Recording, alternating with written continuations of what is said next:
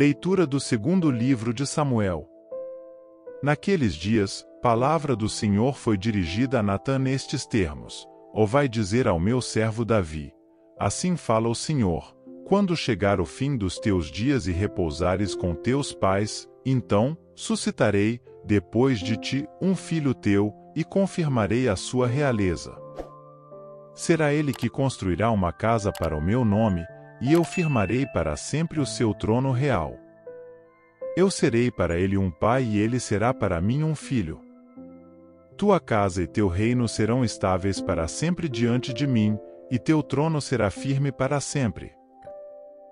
Palavra do Senhor. Graças a Deus.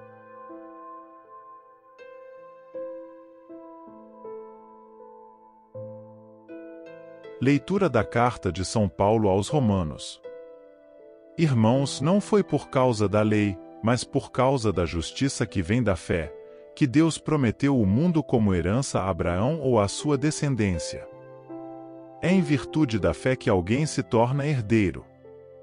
Logo, a condição de herdeiro é uma graça, um dom gratuito, e a promessa de Deus continua valendo para toda a descendência de Abraão, tanto para a descendência que se apega à lei, quanto para a que se apoia somente na fé de Abraão, que é o pai de todos nós. Pois está escrito: Eu fiz de ti pai de muitos povos. Ele é pai diante de Deus, porque creu em Deus que vivifica os mortos e faz existir o que antes não existia. Contra toda a humana esperança, ele firmou-se na esperança e na fé.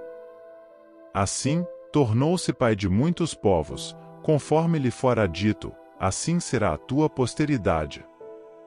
Esta sua atitude de fé lhe foi creditada como justiça. Palavra do Senhor. Graças a Deus.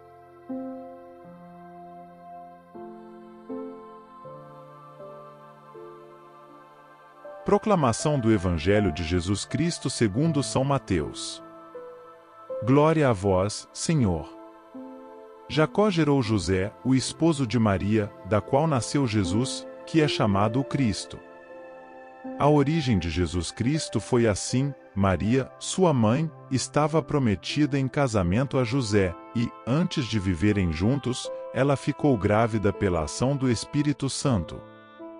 José, seu marido, era justo e, não querendo denunciá-la, resolveu abandonar Maria em segredo.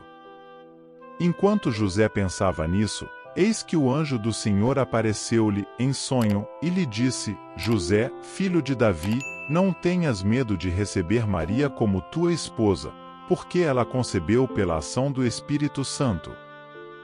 Ela dará à luz um filho, e tu lhe darás o nome de Jesus, pois ele vai salvar o seu povo dos seus pecados. Quando acordou, José fez conforme o anjo do Senhor havia mandado. Palavra da salvação. Glória a vós, Senhor.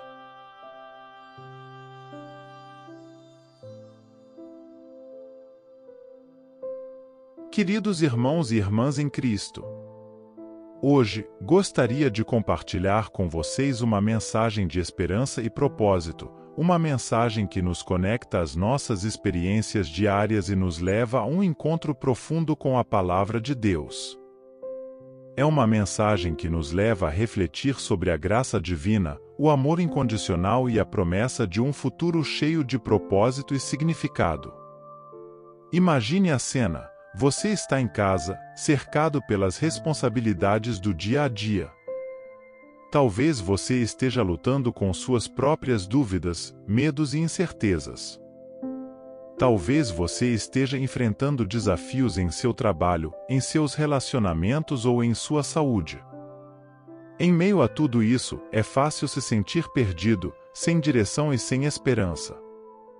Mas hoje, as Escrituras nos falam de um Deus que está presente em meio às nossas lutas e incertezas, um Deus que tem um plano e um propósito para cada um de nós.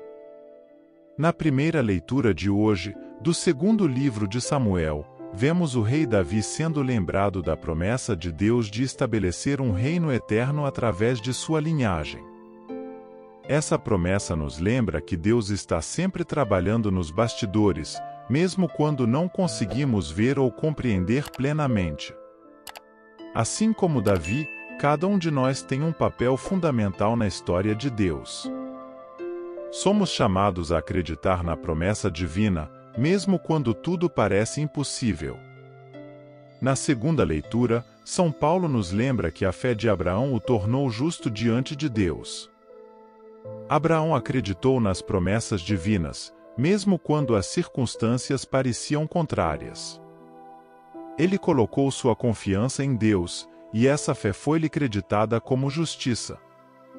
Queridos irmãos e irmãs, a fé de Abraão nos desafia a acreditar nas promessas de Deus, mesmo quando somos tentados a duvidar. Quando enfrentamos dificuldades, é fácil perder a esperança.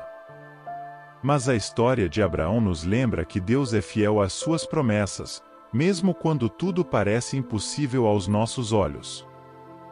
E é nessa fé que chegamos ao Evangelho de hoje, que nos leva ao coração da mensagem da salvação. Através da história de José, o esposo de Maria, somos convidados a contemplar o poder transformador do amor e a confiar na orientação divina. José, um homem justo, enfrentou o dilema de descobrir que Maria estava grávida antes que eles tivessem vivido juntos como marido e mulher. Mas foi durante esse momento de confusão e incerteza que José ouviu a voz de Deus em um sonho, que lhe revelou o propósito divino por trás da gravidez de Maria. Ele foi chamado a assumir o papel de pai adotivo de Jesus, o Filho de Deus encarnado. José poderia ter recuado diante dessa responsabilidade, mas sua fé e obediência o levaram a aceitar a vontade de Deus. Assim como José, somos chamados a ouvir a voz de Deus em meio às nossas próprias perplexidades e incertezas. Deus muitas vezes nos chama a assumir papéis e responsabilidades que estão além de nossa compreensão. Ele nos convida a confiar em sua sabedoria e orientação, mesmo quando não podemos ver o quadro completo. Queridos irmãos e irmãs, hoje somos convidados a refletir sobre o papel que cada um de nós desempenha na história da salvação. Somos chamados a acreditar nas promessas de Deus, a confiar em sua orientação e a responder com fé e obediência. Mesmo quando somos confrontados com desafios e incertezas, podemos ter a certeza de que Deus está conosco, guiando-nos e fortalecendo-nos. Assim como Davi, Abraão e José, cada um de nós tem um papel importante a desempenhar na história de Deus. Cada um de nós é chamado a ser testemunha do amor divino em um mundo que muitas vezes parece desesperado e desorientado. É através de nossas ações diárias, de nossas palavras e dos relacionamentos que construímos que podemos compartilhar o amor de Deus com os outros. Às vezes, pode parecer que nossos esforços são insignificantes diante dos desafios do mundo. Mas lembre-se de que Deus não nos pede para realizar grandes feitos heróicos.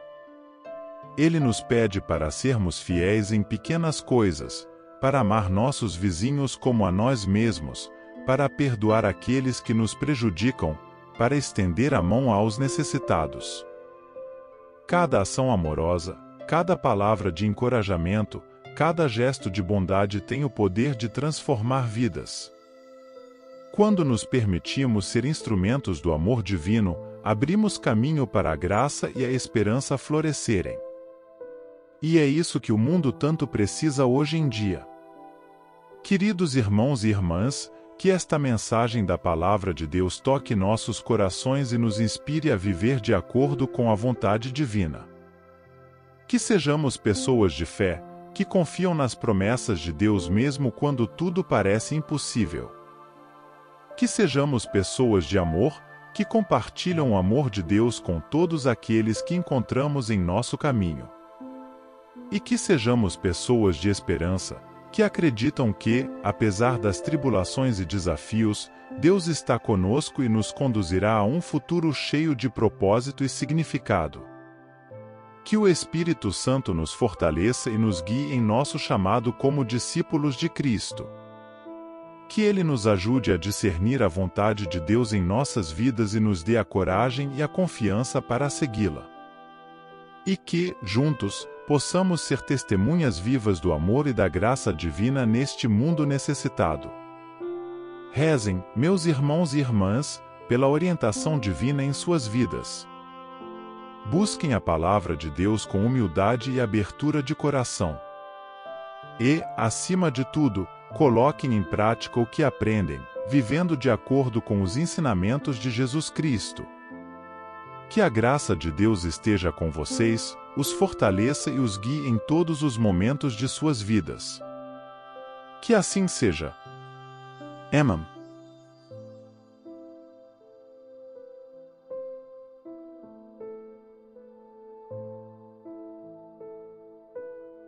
São Miguel Arcanjo, defendei-nos no combate.